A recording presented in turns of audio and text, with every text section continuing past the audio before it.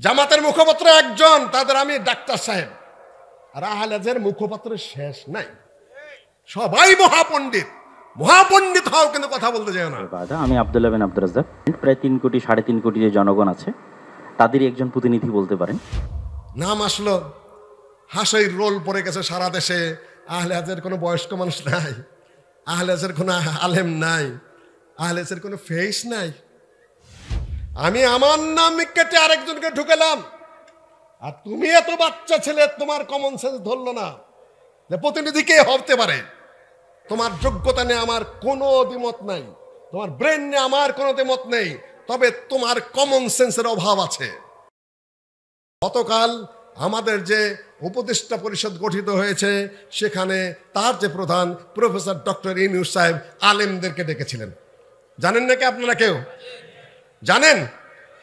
আহলে হাদিসের প্রতিনিধি ছিল কিনা? কে? সাইফুল্লাহ আহলে হাদিস? সাইফুল্লাহ ডক্টর সাইফুল্লাহ সৌদি আরবে পড়ে এসেছেন, তিনি আমাদের সাথে উঠেন বসেন, আলহামদুলিল্লাহ, তার অনেক অবদান। কিন্তু আহলে হাদিস ঘরানার নন। আহলে হাদিস ঘরানা এখানে মনে আমাকে আবার খেয়াল করাই দিও মাদানী সাহেবেরা, তোমাদের জন্য বলছি, প্রতিনিধি কে হওয়ার কথা। এই বাংলাদেশে জাতীয় পর্যায়ে কিংবা আন্তর্জাতিক পর্যায়ে যদি আহলে হাদিসের কোনো প্রতিনিধিকে ডাকা হয়, 1 নম্বরে কাকে ডাকা হবে? কাকে? সর্ববৃহত্তর সংগঠনের প্রতিনিধিত্ব উনি করেন না। তার জ্ঞান বেশি, তার বয়স বেশি, তার লেখাপড়া বেশি। আমাদের মুরব্বী, এটা নিয়ে কোনো দ্বিমত নাই। আপনার যেটা বলছেন ওই অ্যাঙ্গেল থেকে রাইট। আপনি বৃহত্তর সংগঠন এবং প্রাচীন সংগঠন মনে করেন, তাহলে তার প্রধানকে যিনি থাকুন না কেন, তিনি চেয়ারের প্রধান, তিনি চেয়ারের প্রধান। তাহলে ডাকবে কাকে সরকার? একজন ডাকলে ডক্টর আব্দুল্লাহ ফারুককে ডাকবে, 2 জন ডাকলে তার সাথে সাথে গালেবকে ডাকবে। আর আমি মুসলিউদ্দিনকে যদি সরকার জিজ্ঞাসা করে কারে চাবো, তাহলে আমি কার নাম বলবো? আমাকে 1 নম্বরে দেওয়া ছিল, 2 নম্বরে আব্দুল্লাহ বিন আব্দুর রাজ্জাক। হঠাৎ করে সে অফিস থেকে ফোন এসেছে 1টার পরে, আমি তো সিরাজগঞ্জের প্রোগ্রামের দিকে যাচ্ছি, নিকট আত্মীয়, থতমত খেয়ে গেছে। বলছে আপনার নাম যে 1 নম্বরে এসেছে, আপনি নাকি এখন আহলে হাদিসের যারা নেতা আছে তাদের মধ্যে মুরব্বী নড়াচড়া করতে পারেন, তবে আর কে? বললো যে ডক্টর আব্দুল্লাহ বিন শেখ আব্দুল্লাহ বিন আব্দুর রাজ্জাক। আমি সাথে সাথে, তবে নিকট আত্মীয় বলে সে বিব্রত বোধ করেছে। পরের দিন আমার পত্রিকা আবার কি কি লেখালেখি হয় যে নিকট আত্মীয় হইলা ডক্টর ইউনূসের পক্ষে নামটা দিয়ে দিচ্ছে, উপদেষ্টা আর কি। যাই হোক, আর বাকিটুকু বললাম না। এই জন্য আমি যে বিব্রত বোধ করছি, আপনি আসলে আমার পত্রপত্রিকায় মেলা লেখালেখি হবে যে জামাই শ্বশুরে এগুলা হয়ে গেছে। আমি বললাম তুমি এখন আমার নামটা কেটে দাও, আমার জায়গায় বৃহত্তর সংগঠনের যিনি নেতৃত্ব করেন ডক্টর আব্দুল্লাহ ফারুকের নাম দিয়ে দাও। দ্বিতীয়টা নিয়ে আর আমি কথা তুললাম না, আমাদের কমন সেন্স। আমি আমার নাম কেটে আরেকজনকে ঢুকেলাম, আর তুমি এত বাচ্চা ছেলে, তোমার কমন সেন্স ধরলো না যে প্রতিনিধি কে হতে পারে। এটা বিবেচনা নিজের পয়দা করতে হবে, শিখতে হবে এগুলা। মুখপাত্র কে হয় একটা সংগঠনে কোন দিকে, তোমার যোগ্যতা নিয়ে আমার কোনো দ্বিমত নাই, তোমার ব্রেন নিয়ে আমার কোনো দ্বিমত নেই, তবে তোমার কমন সেন্সের অভাব আছে। নিজেকে শুধরে নাও। কম ওইভাবে গঠিত হয় না, যার যার মতো মুখপাত্র হতে চলে না। ডক্টর আব্দুল্লাহ ফারুক আমার চেয়ে বয়সে কম, অভিজ্ঞতা আমার চেয়ে মেলা কম, তারপরেও তিনি বৃহত্তর সংগঠনের প্রধান। আমি আমার নাম কাটিয়ে তার নাম বসিয়ে দিয়েছি। শিখার চেষ্টা করো। একটা কম একদিনে গঠিত হয় না। চিন্তা চেতনা, বিবেচনা বোধ জাতীয় পর্যায়ে আন্তর্জাতিক পর্যায়ে আমাদের হতে হবে।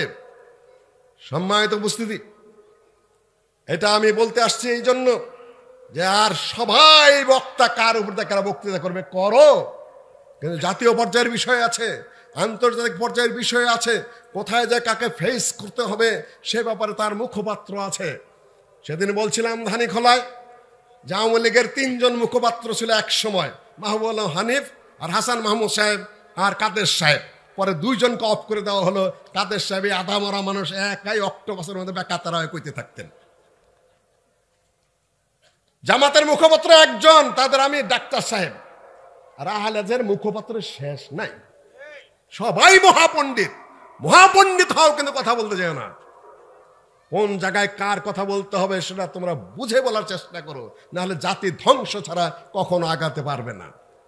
কালকা ডাকলা, যাওয়া হলো, নাম আসলো, হাসির রোল পড়ে গেছে সারা দেশে।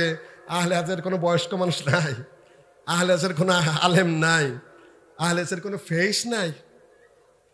আমি তুমি আরো বড় হও দোয়া করি, কিন্তু অসময়ে কুকর্ম করো না, শেখার চেষ্টা করো।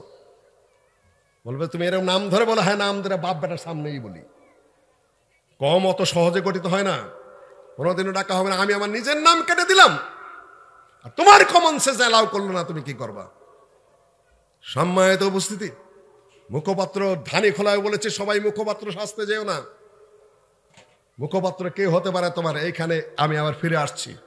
মোহাম্মদ বিন আব্দুল ওয়াহাব রাহিমাহুল্লাহ তিনি কে উপস্থিত হয়েছেন, বিবি সাহেব বলে দিলেন শাসকের, আপনি যাবেন, ইনি জন্য আসেন। জিজ্ঞাসা করলেন আপনি কি চান? যে কোরআন হাদিস তুমি প্রতিষ্ঠা করো, তোমার হাতে এই প্রদেশের ক্ষমতা আছে। আমার কি হবে তাহলে? আমি তো খাজনা তুলি, এই করি সেই করি। উনি বললেন কোনো সমস্যা নাই, আল্লাহ তোমাকে দিয়ে দিবে, ভরে দিবে ইনশাআল্লাহ, আমি সাথে আছি, আমি দোয়াও করব। পরে যে হাতে হাত রাখলেন মোহাম্মদ বিন সৌদ, তিনি হাত বাড়িয়ে দিলেন, ওবসতিয়া শেখ, হে শেখ আপনি হাত বাড়িয়ে দেন। উবাইউকা, আমি আপনার কাছে বায়াত করছি। কে বায়াত করলো? আলেমের হাতে শাসক না শাসকের হাতে আলেম? আলেমের হাতে শাসক বায়াত করেছে। সালাফিরা ভালো করে শুনে নাও, পরিস্থিতির দাবি আছে কিছু কিছু, খালি একঘেয়ে চিন্তা ভাবনা করে কথাবার্তা বলো না, হিসাব করে কথা বলতে হবে। আলেমের কাছে শাসকে বায়াত করেছে, তার দম বেল দম। ও আরেকটা শর্ত করেছিলেন যে আমি ইসলামী রাষ্ট্র কায়েম করতে যাব, শেখ আপনি যদি আবার আমাদেরকে ছেড়ে আরেকদিকে চলে যান, বলছে না আমি তোমার সাথে থাকবো। অভয় দিলেন তিনি, শেখ অভয় দিলেন। তারপরে বেঁচে থাকলে তোমার সাথে বেঁচে থাকবো, ধ্বংস হয়ে গেলে তোমার সাথে ধ্বংস হয়ে যাব, রক্তের বদলে আমি রক্ত দেব, তোমাকে ছেড়ে আমি যাব না, তুমি ইসলামিক রাষ্ট্র কায়েম করো। সেই দেশ এখন সৌদি আরব, তার নামেই সৌদি আরব, মোহাম্মদ বিন সৌদের নামে। যে শাসক মোহাম্মদ বিন আব্দুল ওয়াহাব শেখের সাথে বায়াত করেছিলেন, সেই দেশ তো। তারপরে কত যুদ্ধ হয়েছে কবর পূজারীদের সাথে, তুর্কিদের সাথে, কত সেনাবাহিনী সেখানে প্রস্তুত করতে হয়েছে। তারপরে না এখন সৌদি আরব। এমন ভাবে আমার এক ভাই ওয়াজ করে মদিনার থেকে, নাকি ওই সৌদি আরব থেকে মনে হয় যেন সৌদি আরব এরকমই ছিল। সেখানে চুরি, সেখানে ডাকাতি, সেখানে অন ইসলামিক সবকিছু, সেখানে কবর পূজা সবই ছিল। বহু সংগ্রাম করে, বহু তলোয়ার চালিয়ে, বহু রক্তক্ষয়ী আন্দোলনের পরে তারপরেই সৌদি আরব প্রতিষ্ঠিত হয়েছে। সালাফি ভাই আমার জিলাফি, তুমি ইতিহাস জানো? হঠাৎ করেই উদয় হয়েছে। আমার এখানে যেরকম ইতিহাসের মাজার থেকে শুরু করে 52 সাল থেকে, ওখানেও আমার বন্ধুরা ইতিহাস শুরু করেন হাঁটুর থেকে। ইতিহাস প্রথম থেকে পড়ে আসো, তাহলে তোমার সামনে ক্লিয়ার হবে।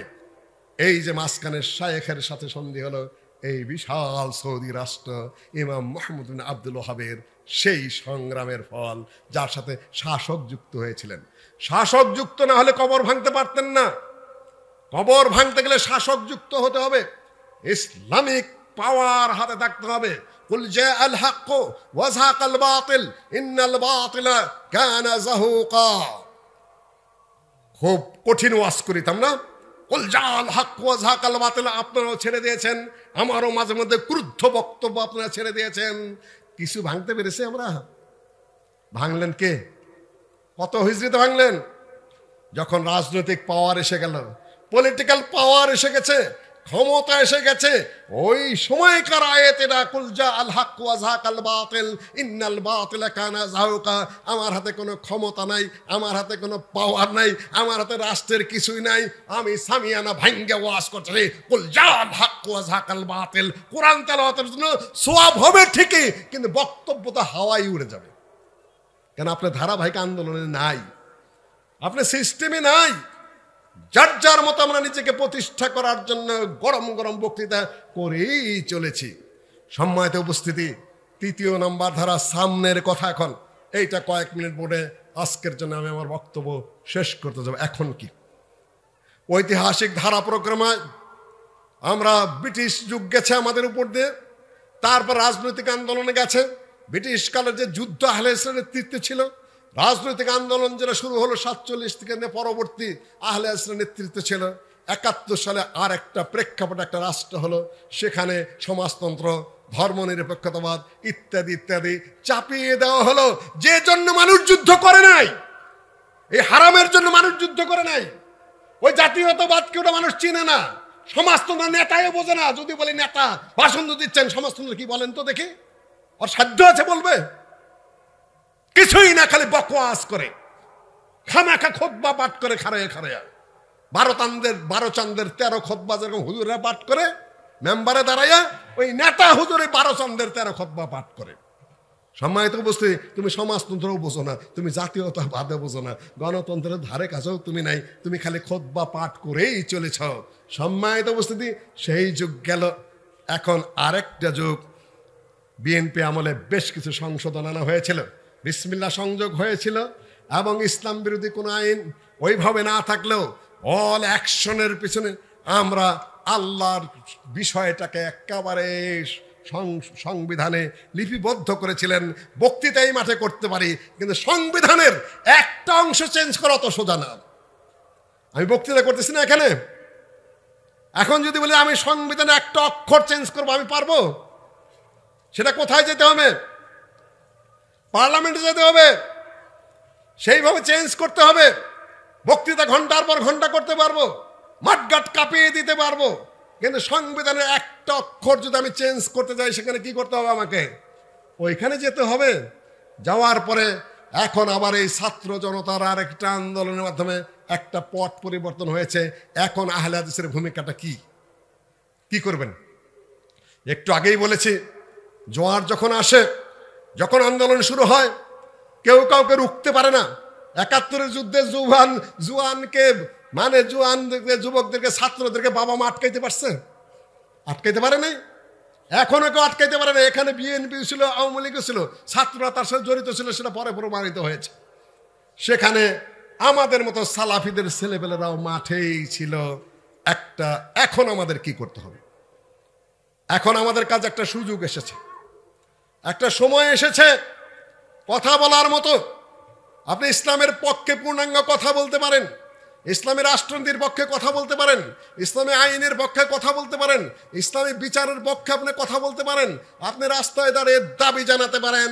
এখানে কোনো এখন গোয়েন্দাও নাই, গোয়েন্দা আছে কিন্তু পুলিশ নাই, অ্যারেস্ট কখন হবেন তা নিয়ে অত চিন্তা নাই। কিন্তু কিছু কিছু হচ্ছে না তা না, আমরা ওই ধরনের অ্যারেস্ট পছন্দ করি না। সালাফি মঞ্চ থেকে বলছি, যার দোষ নেই তাকে অ্যারেস্ট করবেন না। সে একই কাজই যদি হয়, তো পরিবর্তন হলো কি? সুনির্দিষ্ট কেস ছাড়া কেউ কাউকে অ্যারেস্ট করবেন না।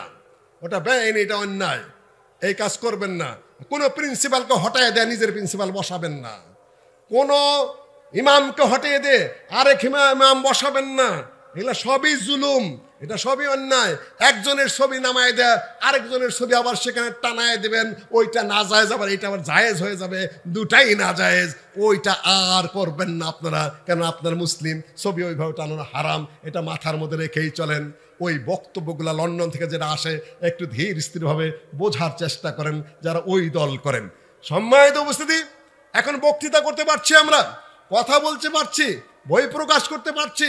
এখন আপনি জোরালো ভাবে গোছালো কথাবার্তা বলুন, দেশ গঠনের কথাবার্তা বলুন, জাতিকে হেদায়েতের কথাবার্তা বলুন, বিচার বিভাগের সংশোধন কথা বলুন, পুলিশ বিভাগের হেফাজতের কথা বলুন, সুন্দর লাইনের কথা বলুন।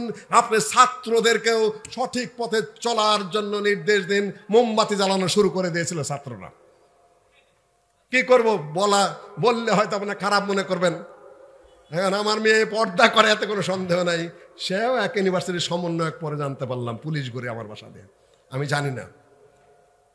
শুনলাম যে আহতদের নিহতদের স্মরণে মোমবাতি প্রজ্বলিত হবে। আমি তুই একটা আহলে হাদিস ঘরের মেয়ে, তোর বিশ্ববিদ্যালয়ে মোমবাতি প্রজ্বলন হবে? এ তো এক ভারতীয় সংস্কৃতি, যাওয়াতে খ্রিস্টান সভ্যতা নাজিল করতেছিস, বন্ধ কর। কিসের মোমবাতি প্রজ্বলন খ্রিস্টানদের? পরে বন্ধ হয়েছে। আমার কথাই বন্ধ হয়েছে এমন কথা আমি বলছি না। তোমরা যে একটা সরে আরেকটা নো নেভার। তবে প্রস্তুত হও, যেহেতু তোমাদের মধ্যে কিছু সাহস দেখা গেছে, কিছু সততা দেখা গেছে, কিছু পরিশ্রম দেখা গেছে, মাঠে মধ্যে কাজ করতে দেখা গেছে, কিছু রাজনীতি অর্থনীতি তোমরা বোঝো বলে মনে হয়েছে। সততার পথে থেকে যদি 10 বছর কাজ করতে পারো, তাহলে এই দেশের জন্য একটা আশা বয়ে নিয়ে আসবে ইনশাআল্লাহ। আশা বয়ে আনবে, কেন তারা আমাদেরই ছেলে, তারা আমাদেরই মেয়ে, তারা আমাদেরই সন্তানাদি। তারা যদি আমাদের চেয়ে ভালো হয়, দেশের জন্য কাজ করে, তাহলে সেটা দেশের জন্য মঙ্গল এবং দেশের উন্নতির জন্য কাজ করবে। লাস্ট পয়েন্ট বলে আমি আমার বক্তব্য শেষ করে নিয়ে যাচ্ছি। ইসকন নাম শুনেছেন আপনারা? ইসকন কি? ইসকন কি? ইন্টারন্যাশনাল কৃষ্ণ ভাবনা। কৃষ্ণকে চিনেন? কৃষ্ণকে আজ থেকে প্রায় 3000 বছর আগে ভারতের কংস রাজার ঘরের পেটের মধ্যে একটা সন্তান এসেছিল। সেই সন্তানটা চালান করে দিল যশোদার ঘরে। সেইখান থেকে সেই বাচ্চাটা বাইরে হলো, সে তার জীবনটা হলো জেনার, তার জীবনটা হলো বেনা ব্যবসারের। 1600 গোপী নিয়ে এসে চলাফেরা করত। তার নাম নিয়ে হলো কৃষ্ণ ভাবনা।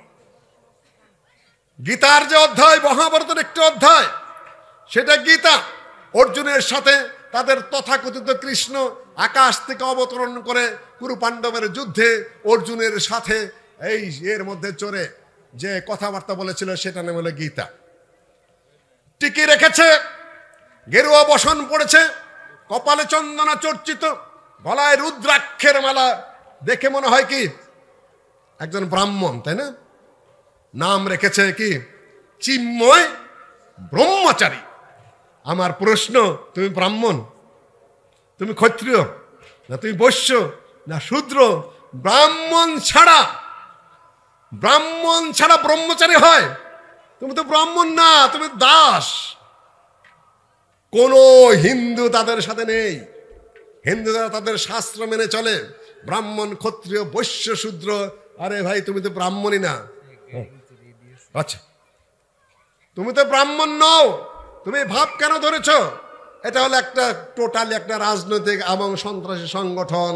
কয়েকটা মানুষ, তারা ব্রাহ্মণ নয়, ক্ষত্রিয় বলে মনে হচ্ছে না, বৈশ্য হতে পারে।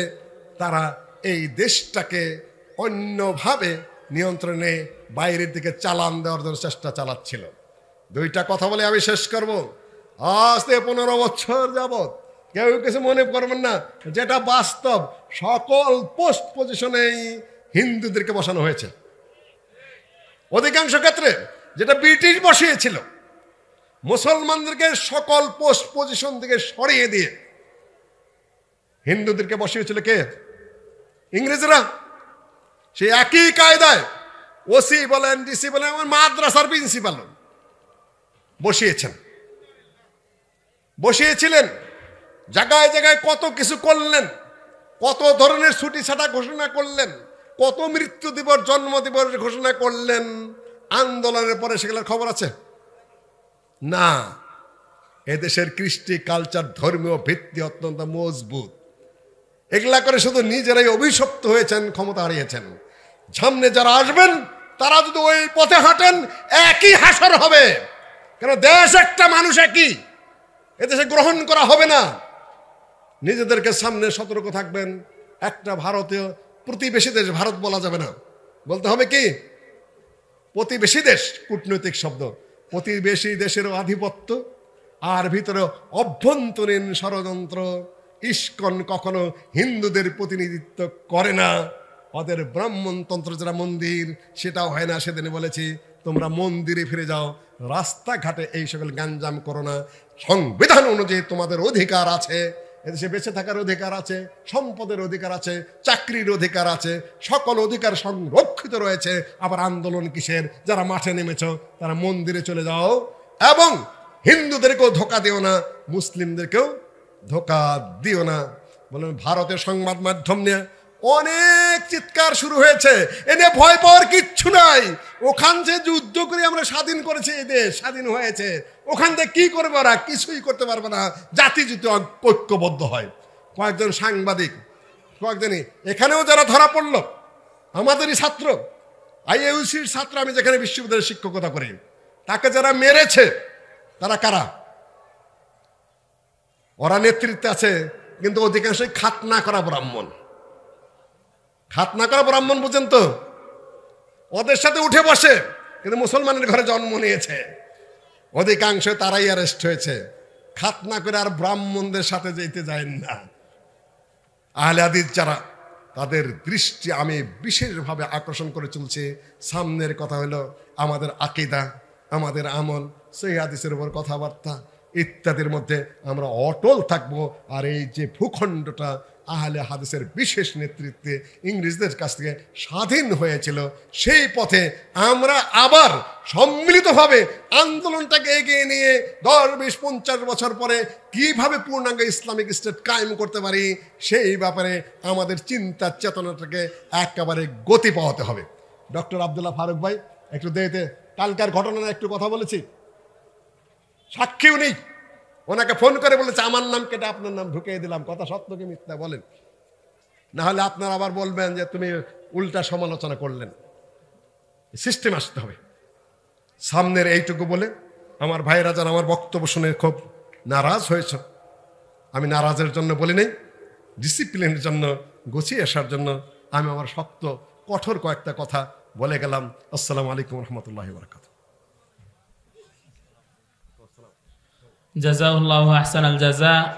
অসংখ্য ধন্যবাদ।